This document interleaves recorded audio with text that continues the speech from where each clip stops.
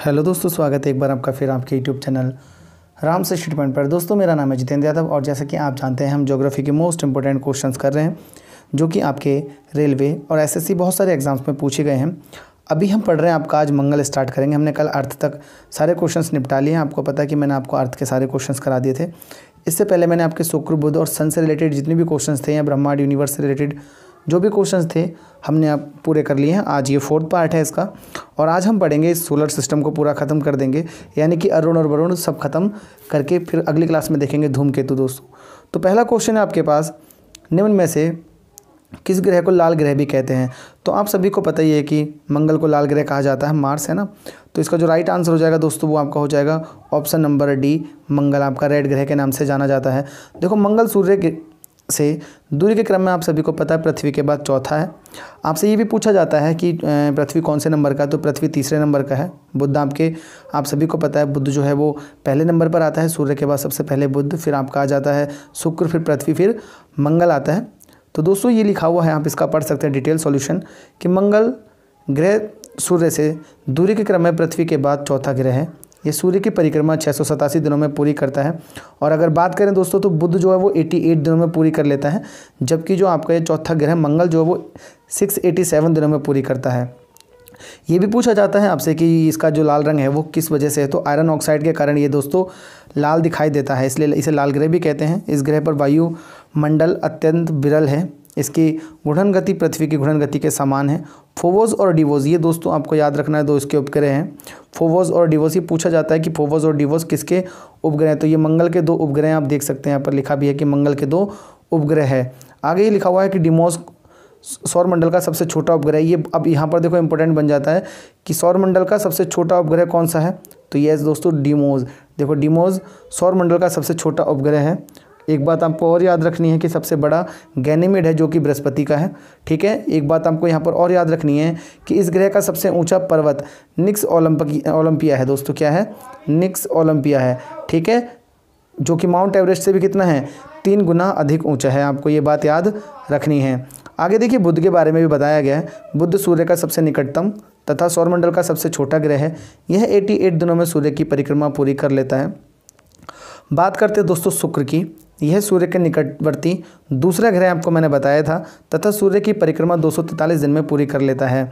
यह ग्रहों की सामान्य दिशा के विपरीत है ना, आपको मैंने बताया था कि ये और आपका प्लूटो जो होता है वो विपरीत दिशा में चल रहे होते हैं। यह ग्रहों की सामान्य दिशा के विपरीत सूर्य की पूर्व से पश्चिम दिशा में परिक्रमा करता है। पृथ्वी आपको पता है ये तीसरे नंबर का ग्रह है जिसको नीला ग्रह कहा जाता है और ये आकार की दृष्टि से पांचवा सबसे बड़ा ग्रह है दोस्तों, ठीक है। यह शुक्र और मंगल के बीच में स्थित है, आपको पता ही है, क्योंकि शुक्र जो आपका वो दूसरा ग्रह है, फिर आपका क्या आ जाता है पृथ्वी, फिर आपका मंगल आ जाता है। तो मंगल ग्रह के कितने उपग्रह हैं, उपग्रह यानी कि चंद्रमा कितने हैं, तो अभी हमने बात की है दोस्तों डिवोस और फोवोस जो है इसके 2 उपग्रह हैं। तो इसका जो राइट आंसर हो जाएगा ऑप्शन नंबर बी हो जाएगा 2। अगला है कि मंगल ग्रह को के रूप में भी जाना जाता है।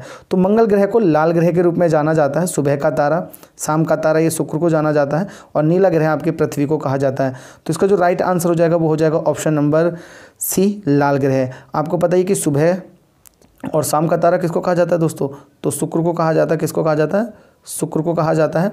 जबकि नीला ग्रह, नीला किसकी वजह से होता है, पृथ्वी, पानी की वजह से, तो पानी के लिए इसको नीला ग्रह कहा जाता है पृथ्वी को दोस्तों, ठीक है। अगला क्वेश्चन है, कुछ ग्रहों के उपनाम हैं और इनमें से एक लाल ग्रह है, ये किसका प्रतीक है? तो आप सभी को पता है कि अभी हमने बात की है जो मंगल है उसी को हम क्या कहते हैं दोस्तों, लाल ग्रह कहते हैं। तो ऑप्शन नंबर जो बी होगा मंगल, वो इसको क्या हो जाएगा, लाल ग्रह हो जाएगा। मंगल का लाल रंग किसकी वजह से, आपको मैंने बता दिया था, ये आयरन ऑक्साइड की अधिकता के कारण होता है। वहाँ की मिट्टी इसी वजह से क्या दिखाई देती है, लाल दिखाई देती है। मंगल ग्रह पर सबसे बड़ी घाटी भी है। अभी आपने बात की थी, देखो निक्स ओलंपिया जो है वो सबसे बड़ा वहाँ पर पर्वत भी है और मंगल ग्रह पर सबसे बड़ी घाटी का नाम क्या है, मैनी रेसिन है। तो मैरी नेरिस जो है आपकी यहाँ पर सबसे बड़ी घाटी है। अगले क्वेश्चन की ओर चलते हैं दोस्तों। अगला क्वेश्चन नंबर 64।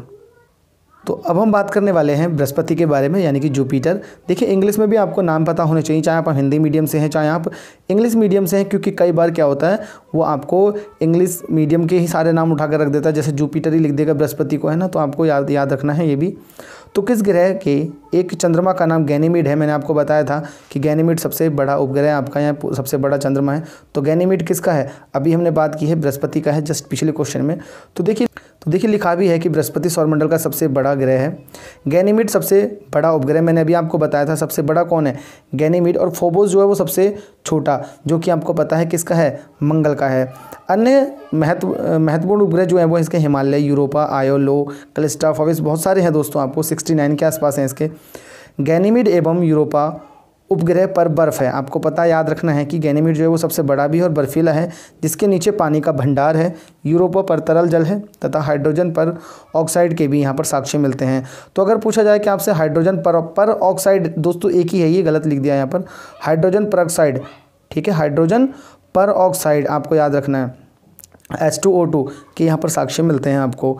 अगला क्वेश्चन है, निम्नलिखित में से बृहस्पति का चंद्रमा कौन सा नहीं है? तो आपको पता है कि यूरोपा भी है, गैनीमीड भी है, आईओ भी है, लेकिन जो टाइटन है वो आपको पता है कि सैटर्न यानी कि शनि ग्रह का है। तो आपको ऑप्शन नंबर क्या हो जाएगा दोस्तों? बी हो जाएगा। अगला क्वेश्चन है आपके पास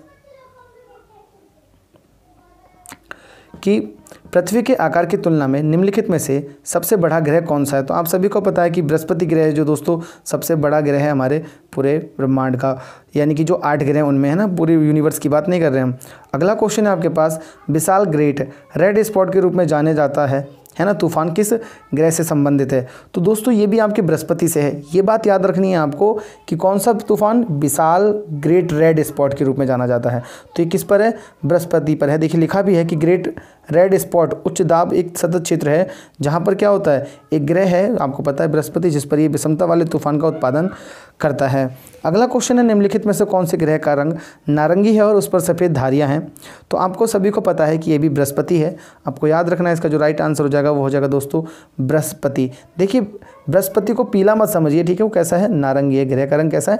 नारंगी है। आप यहाँ पर पढ़ सकते हैं, बृहस्पति ग्रह का रंग नारंगी है, देखिए, और इस पर सफ़ेद धारियाँ भी हैं, यहाँ पर ये लिखा हुआ है। बृहस्पति सूर्य से दूरी के क्रम में मैंने आपको बता दिया है, ये 5वां है। ये भी पूछा जाता है आपसे क्रम कौन सा है, और हमारे सौरमंडल का सबसे बड़ा ग्रह है। बृहस्पति को शनि, अरुण और वरुण के साथ एक गैसीय रूप में वर्गीकृत किया गया है।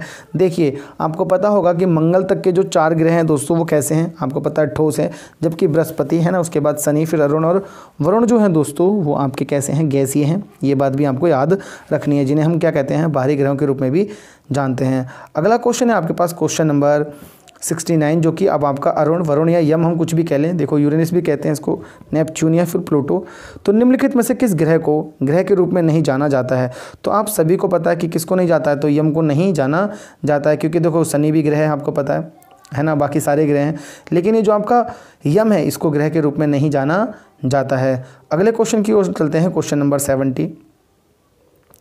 तो अगला क्वेश्चन है दोस्तों आपके पास, देखो ये लिखा भी है, आप पढ़ लेना इसका, कि यम प्लूटो आप जानते हैं कि इसको 1930 में क्लाइड डब्ल्यू टॉन्गवेन ने किया था। इसे सौरमंडल का सबसे छोटा तथा सूर्य से दूरस्थ ग्रह माना जाता था, लेकिन अब इस ग्रह का दर्जा छीन लिया। कब छीना गया था? मैंने आपको पिछली वीडियोज़ में बताया था, 2006 में से ये दर्जा छीनकर इसको क्या कर दिया गया था? हटा दिया गया था ग्रहों की श्रेणी से।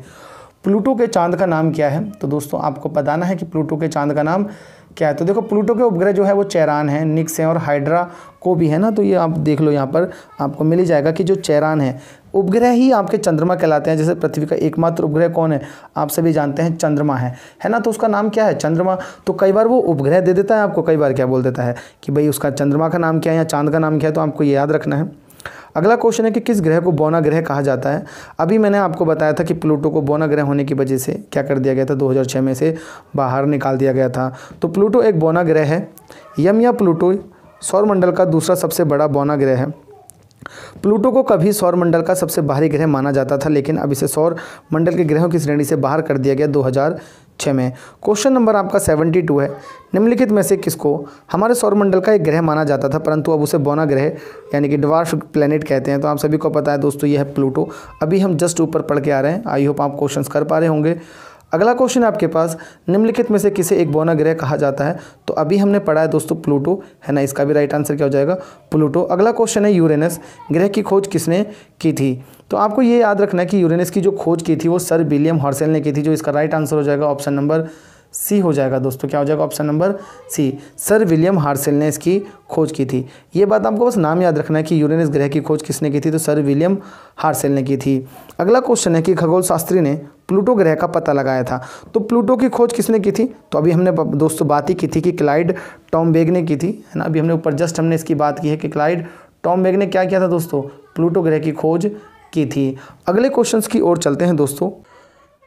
तो अगला क्वेश्चन है दोस्तों आपके पास कि प्लूटो ग्रह की खोज किस वर्ष की गई थी? तो दोस्तों प्लूटो ग्रह की जो खोज की गई थी वो 1930 में की गई थी। तो इसका जो राइट आंसर हो जाएगा वो हो जाएगा ऑप्शन नंबर बी, 1930। आपको देखो याद रखने हैं, वैसे तो एक बार में ये बड़ा मुश्किल है याद होना, क्योंकि ये सब आपको पता है कि फैक्ट हैं, फैक्ट बहुत कम याद होते हैं। तो आप बात भी कर सकते हैं, प्लूटो ग्रह की खोज 18 फरवरी 1930 में क्लाइड डब्ल्यू टॉमबेग ने की थी। हमने बात ही की थी कि अभी टॉमबेग ने की थी, लेकिन देखो यहाँ पर इसने सन पूछ ली है। और ये RRB NTPC 19/4/2016 की फर्स्ट शिफ्ट में हमसे पूछा गया था। IAU संघ के चेक गणराज्य की राजधानी प्राग में अगस्त 2006 में संपन्न हुई 16वीं महासभा में ग्रहों की जो परिभाषा स्वीकार की गई थी, उसके हिसाब से आपको पता है कि जो प्लूटो आपका था उसका दर्जा क्या कर दिया गया था दोस्तों? समाप्त कर दिया गया था। अगला क्वेश्चन है कि किस खगोलीय पिंड को 2006 तक ग्रह माना जाता था और उसके बाद इसे अब ग्रह नहीं माना जाता है? तो देखो ये तो रट गया होगा आपको कि ये कौन सा है दोस्तों? यम यानी कि प्लूटो है। अगला क्वेश्चन है, निम्नलिखित में से कौन सा ग्रह मानव द्वारा खोजा गया प्रथम ग्रह है? ठीक है दोस्तों, तो आपके पास 4 ऑप्शन है, नेपच्यून, यूरेनस, प्लूटो और बृहस्पति। तो दोस्तों मानव द्वारा जो खोजा गया था वो खोजा गया था यूरेनस। ठीक है, कौन सा दोस्तों? यूरेनस। इसका राइट आंसर हो जाएगा ऑप्शन नंबर बी। 13 मार्च 1781 में विलियम हर्शेल ने यूरेनस की खोज की थी। ये बात आपको याद रखनी है। किसकी खोज की थी? यूरेनस की। किसने? विलियम हर्शेल ने। अरुण ग्रह के चारों ओर सबसे बड़ा टिटेनियम है तथा अन्य उपग्रह ओवेरन, एब्रिलियम, एरियल, मिरांडा और पोर्टिया आदि तथा फंडेलिया अरुण का सबसे छोटा उपग्रह है। तो देखो दोस्तों इनके उपग्रह तो बड़ा वैसे हैं, आपको नहीं पूछे जाएंगे, लेकिन आप थोड़ा बहुत ये याद रख लेना कि मानव द्वारा किसको खोजा गया था। तो आपको पता है यूरेनस को खोजा गया था। किसने खोजा था? विलियम हर्शेल ने खोजा था। ऐसे आपको प्लूटो का याद रखना है। ठीक है दोस्तों, ये नेपच्यून का भी याद रखना है, याद रख लेना। ठीक है, 1-2 बार आप वीडियो देखेंगे तो आपको हो जाएगा। अब हम बात कर लेते हैं दोस्तों, हमने सारे ग्रह पढ़ लिए हैं। अब हम बात करेंगे चंद्रमा यानी कि मून की। और मून क्या है? पृथ्वी का एकमात्र उपग्रह है। जब 3/4 चांद दिखाई देता है तो उसको क्या कहते हैं? तो दोस्तों उसको कहते हैं अंतरोदर चंद्र। मतलब जब 3/4, आपने देखा होगा कि चांद कटता रहता है। ठीक है दोस्तों, तो उसकी बात करेंगे अभी ब्रीफ की। तो उसका जो राइट आंसर हो जाएगा अंतरोदर चंद्र। देखो आगे क्वेश्चन भी दिया हुआ है कि इसमें जो डिटेल में दिया हुआ है बहुत लंबा सा है। चंद्रमा सूर्य और पृथ्वी की सापेक्ष स्थितियों में परिवर्तन होते रहने के कारण पृथ्वी से दिखाई पड़ने वाले चंद्रमा का प्रकाशमान भाग का आकार अमावस्या से पूर्णिमा तक क्रमशः बढ़ता है। तो ये भी देखिए बहुत इंपॉर्टेंट है कि कब से कब तक बढ़ता है? तो अमावस्या से पूर्णिमा तक। पूर्णिमा को चांद पूरा होता है, अमावस्या को चांद बहुत कम होता है या ना के बराबर दिखता ही नहीं है। और पूर्णिमा के पश्चात अमावस्या तक क्रमशः घटता रहता है। आपने देखा होगा चांद घटता रहता है। चंद्रमा की प्रति रात परिवर्तनशील इन स्थितियों को चंद्रकलाएँ या चांद्र की कलाएँ कहते हैं। जब चंद्रमा अपनी कक्षा का 1/4 भाग पूरा करता है, उसका आधा भाग पृथ्वी से दिखाई पड़ता है, इसे अर्धचंद्र कहते हैं। चंद्रमा का जब 3/4 भाग दिखाई देता है तो इसे उन्नतोदर चंद्र कहते हैं। 15वें दिन चंद्रमा और सूर्य के बीच पृथ्वी होती है। ठीक है दोस्तों, ये याद रखना है कि 15वें दिन चंद्रमा और पृथ्वी के बीच में क्या होती है? चंद्रमा और सूर्य के बीच में पृथ्वी होती है और चंद्रमा का संपूर्ण प्रकाशित भाग दिखाई देता है, जिसे पूर्णिमा कहते हैं। पूर्णिमा तिथि से 15वें दिन चंद्रमा पूर्णतः अदृश्य होता है, जिसे हम अवश्य कहते हैं। तो पूर्णिमा को पूरा, देखो पूर्णिमा मतलब पूरा, और अगर आपको पता है कि अमावस्या मतलब आधा। तो अगले क्वेश्चन की ओर चलते हैं। क्वेश्चन नंबर 80 है, पूर्णिमा तिथि को पहला दिन मानते हुए जिस दिन चंद्र अदृश्य हो जाता है उसको क्या कहते हैं? दोस्तों आपको पता है 15वें दिन होता है। अभी आपको पता है कि अगर हम पूर्णिमा को क्या माने पहला दिन, तो 15वें दिन क्या हो जाता है? आपका पूरा चांद खत्म हो जाता है। और अगर हम 15वें दिन यानी कि अमावस्या को हम अपना पहला दिन माने तो 15 दिन बाद पूर्णिमा के दिन चांद पूरा दिखाई देता है। अगला क्वेश्चन है, चंद्रग्रहण केवल होता है तो चंद्रग्रहण कब होगा? दोस्तों आप सभी को पता है पूर्णिमा के दिन। चंद्रग्रहण कब होगा? पूर्णिमा के दिन। तो हम बात कर लेते हैं, इसका जो राइट आंसर हो जाएगा वो ऑप्शन हो जाएगा पूर्णिमा दिवस है। तो क्वेश्चन में हमें दिया हुआ है कि चंद्रग्रहण, तो देखो जब पृथ्वी सूर्य और चंद्रमा के बीच में आ जाएगी, जब पृथ्वी सूर्य और चंद्रमा के बीच में आ जाती है तो सूर्य की रोशनी चंद्रमा तक नहीं पहुंच पाती है तथा पृथ्वी की छाया के कारण चंद्रमा पर अंधेरा छा जाता है। इस स्थिति को चंद्रग्रहण कहते हैं। चंद्रग्रहण हमेशा पूर्णिमा की रात को होता है। ठीक है दोस्तों, याद रखना। अगला क्वेश्चन है, रात्रि के आकाश में सबसे चमकीली वस्तु कौन सी है? हम सभी को पता है चंद्रमा। अगर हम अपने ब्रह्मांड से, अपनी पृथ्वी से भी देखते हैं तो चंद्रमा सबसे ज़्यादा दोस्तों क्या होता है, पूरी रात में चमकता है। तो इसे पढ़ने की भी आपको इतना ज़रूरत नहीं है, तो कॉमन सेंस वाली बात है। चंद्रमा की किस अवस्था में चंद्रमा अदृश्य होता है? तो अभी हमने बात की है दोस्तों, पूर्णिमा के दिन पूरा दिखता है, जबकि अमावस्या के दिन चांद दिखाई देना बंद हो जाता है। तो इसका राइट आंसर हो जाएगा आपका अमावस्या के दिन। एक महीने में कितनी बार आधा चांद दिखाई देता है? तो दोस्तों आपको पता ही है कि कितनी बार दिखाई देता है, 2 बार दिखाई देता है। ठीक है, तो 2 बार आपका दिखाई देता है। एक बार हमें 2 बार चांद दिखाई देता है। ये पृथ्वी का एकमात्र उपग्रह, हमने इसकी बात कर ही ली है। अब आप कहेंगे 2 बार कैसे दिखाई देता है? आपको पता ही है 2 बार ही दिखाई देता है, हम ऊपर से पढ़कर आ रहे हैं। अगला क्वेश्चन है आपके पास, चंद्रमा पर मौजूद वह प्रकाश क्या है जिसकी वजह से यह हमें पृथ्वी से दिखाई देता है? तो दोस्तों आपके पास देखो 4 ऑप्शन है, हम इसका डायरेक्ट क्या कर लेते हैं, ब्रीफ पढ़ लेते हैं। सूर्य का प्रकाश चांद पर पड़ता है और चांद का प्रकाशित हिस्सा हमें दिखाई देता है। ये बिल्कुल सही आंसर है आपका, ऑप्शन नंबर ए। अब बात करते हैं इसके ब्रीफ की।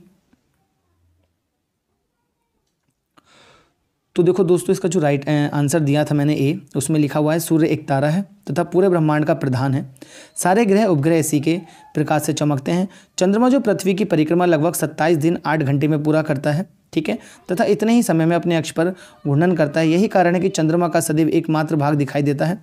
इसी कारण से जब सूर्य का प्रकाश चांद पर पड़ता है तो चांद का प्रकाशित हिस्सा ही हमें दिखाई देता है, जो हमें पृथ्वी से स्पष्ट नजर आता है। अगला क्वेश्चन है, चंद्रमा किस खगोलीय पिंड के चारों ओर घूमता है? तो हम सभी को पता है कि चंद्रमा किस खगोलीय पिंड के, पृथ्वी के चारों ओर घूमता है, क्योंकि ये पृथ्वी का एकमात्र उपग्रह है। ब्लू मून क्या है दोस्तों? ये क्वेश्चन बहुत ज़्यादा पूछा जाता है। ब्लू मून क्या है? तो महीने में आने वाला दूसरा पूरा चांद, महीने में आने वाला दूसरा पूरा चांद। देखो 2 महीने में 2 पूरे चांद आते हैं और 2 आधे चांद आते हैं, क्योंकि हर 15वें दिन आपको पता है कि चांद आधा हो जाता है, अमावस्या के दिन दिखाई देना बिल्कुल बंद हो जाता है। तो महीने में आने वाला दूसरा चांद है ना, ब्लू मून कहलाता है। ठीक है, आप ये बात याद रख लेना, बहुत कुछ है देखो इसमें लिखा हुआ है। मैं आप हल्का हल्का स्क्रॉल कर देता हूँ, आप पढ़ लेना, क्योंकि पढ़ने में बहुत टाइम लगता है। तो दोस्तों हमने चांद को पूरा कर लिया है। अब हम आगे पढ़ेंगे धूमकेतु, और उससे पढ़ेंगे हम पहले क्षुद्र ग्रह। तो दोस्तों अगर आपको ये क्वेश्चंस अच्छे लगे हों तो प्लीज़ अपने दोस्तों के साथ वीडियो को शेयर करना, चैनल को सब्सक्राइब करना। मिलते हैं एक और न्यू वीडियो में। मंडे से लेकर सैटरडे तक मैं रेगुलर आपको वीडियोस दूंगा। कोशिश करूंगा बहुत ही जल्दी आपको हिंदी के प्रैक्टिस क्वेश्चंस भी दे दिए जाएं, ताकि जो आप उत्तराखंड पुलिस या यूपी पुलिस या यूपी लेखपाल किसी की भी तैयारी कर रहे हैं तो उसमें आपको हेल्प मिल जाए। तब तक के लिए बाय बाय, मिलते हैं आपसे एक न्यू वीडियो में।